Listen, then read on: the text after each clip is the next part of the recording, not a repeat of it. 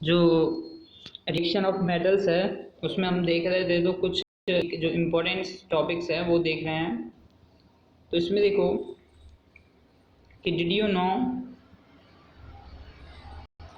From the reaction of metals with oxygen and water, जब reaction करते हैं metal oxygen और वाटर के साथ, तो साइंटिस्ट हैव कंक्लूड दैट, तो साइंटिस्टों ने ये कंक्लूजन निकाला that chemical reactivity of different metal is different, कि जो केमिकल रिएक्टिविटी है डिफरेंट मेटल की वो क्या है, डिफरेंट है, मतलब अलग अलग मेटल्स अलग अलग रिएक्टिविटी दिखाते हैं।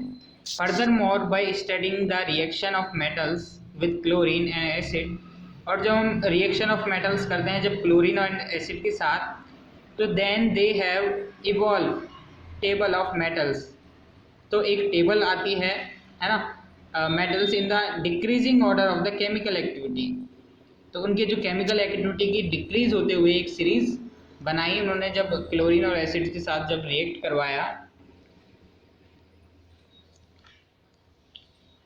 अब यहाँ देखो, तो दिस टेबल, जो टेबल की रिएक्टिविटी की जो उन्होंने टेबल बनाई, कि this table is commonly called metal activity series, उन्हें मेटल एक्टिविटी सीरीज कहा गया। And the metal at the top of the list is the most reactive, और जो मेटल थे जो टॉप ऑफ द लिस्ट थे वो क्या थे, मोस्ट रिएक्टिव थे।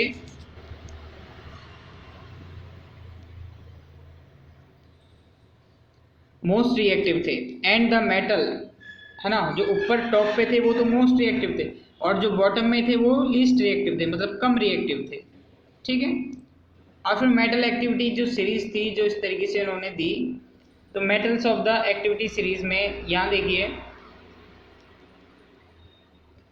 कि मेटल एक्टिविटी सीरीज, तो पोटेशियम और सोडियम और कैल्शियम, तो इनकी बात करें पोटेशियम सोडियम कैल्शियम की सबसे ऊपर है, तो they react with cold water to form their hydroxide and hydrogen, means ये कोल्ड वाटर से भी रिएक्ट कर जाते हैं और ये हाइड्रोक्साइड और बात करें हाइड्रोजन को फॉर्म करते हैं। तो इनकी रिएक्टिविटी में से ये सबसे ऊपर है, तो ये सबसे ज़्यादा रिएक्टिव है सोडियम पोटेशियम कैल्शियम, और सबसे सोडियम से भी ज़्यादा रिएक्टिव है पोटेशियम।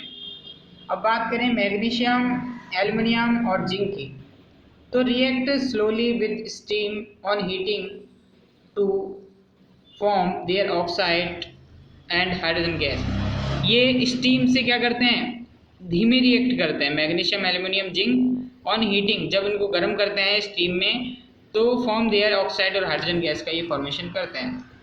और फिर आयरन और इसकी बात करें जो हमारे कंपाउंड्स हैं कि आयरन लेड एंड टिन, तो react slowly with steam on heating to form their oxide and hydrogen, तो जो आयरन लेड और टिन है ये बहुत स्लोली रिएक्ट करते हैं steam on heating to form their oxide and hydroxide. मतलब ये जो मिडिल एक्टिविटी बात करें तो एक्टिविटी सीरीज में मैग्नीशियम एल्यूमिनियम जिंक, तो ये कम रिएक्टिविटी दिखाते हैं, है ना, ये कंपैरिजन मतलब इनकी रिएक्टिविटी मिडिल में होती है। और सबसे कम रिएक्टिविटी की बात करें तो आयरन लेड और टिन की रिएक्टिविटी सबसे कम होती है। तो जो मेटल एक्टिविटी सीरीज इस तरीके से हमारी सिचुएटेड है, तो आप ध्यान रखिए जैसे सबसे पहले पोटेशियम सोडियम कैल्शियम, फिर मैग्नीशियम एल्यूमिनियम जिंक, ठीक है, और फिर आयरन लेड टिन। तो इसकी शॉर्ट ट्रिक भी अगर अपन बनाना चाहें तो इसमें बना सकते हैं PSC पोटेशियम सोडियम कैल्शियम, है ना, MAJ, है ना, PSC MAJ और ILT, तो PSC MAZ ILT, PSC MAZ ILT, okay. तो इस तरीके से आप इसको याद रख सकते हैं।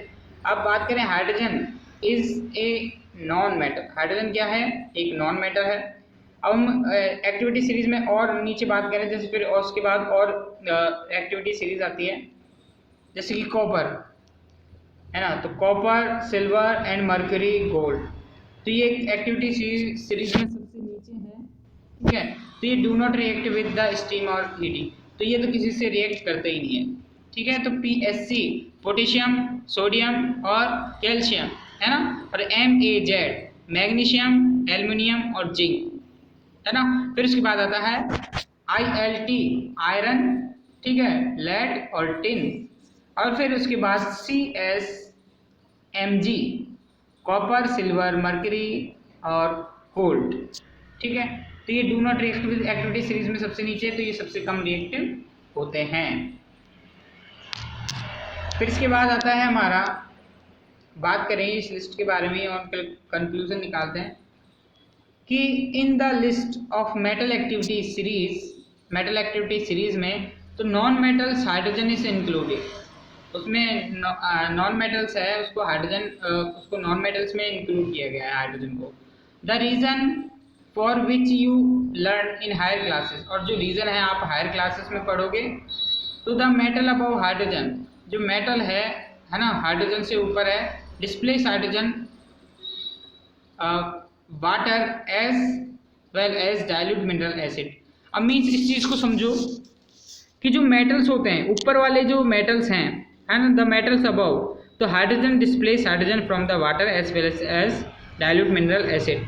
तो ये क्या करते हैं, जो ऊपर वाले मेटल्स हैं जो हाइड्रोजन डिस्प्लेस करके है ना, हाइड्रोजन डिस्प्लेस करके hydrogen from water as well as जो डाइल्यूट मिनरल एसिड, तो हाइड्रोजन को डाइल्यूट मिनरल एसिड से क्या कर देते हैं, रिप्लेस करके है ना, तो ये मिनरल एसिड्स का फॉर्मेशन करते हैं। एंड द मेटल जो below hydrogen do not react with water, और जो नीचे की तरफ जो हाइड्रोजन है ना मेटल्स हैं, वो do not react with water, वो पानी से रिएक्ट नहीं करते हैं, और ना ही सल्फ्यूरिक एसिड से, ना ही डाइल्यूट हाइड्रोक्लोरिक एसिड से, and hence do not displace hydrogen, और इसलिए वो हाइड्रोजन को डिस्प्लेस नहीं कर पाते। तो जो ऊपर वाले जो मेटल्स हैं, अबव मेटल्स हैं, वो तो हाइड्रोजन को डिस्प्लेस कर देते हैं पानी से, लेकिन जो नीचे वाले मेटल्स हैं वो हाइड्रोजन को डिस्प्लेस नहीं कर पाते हैं।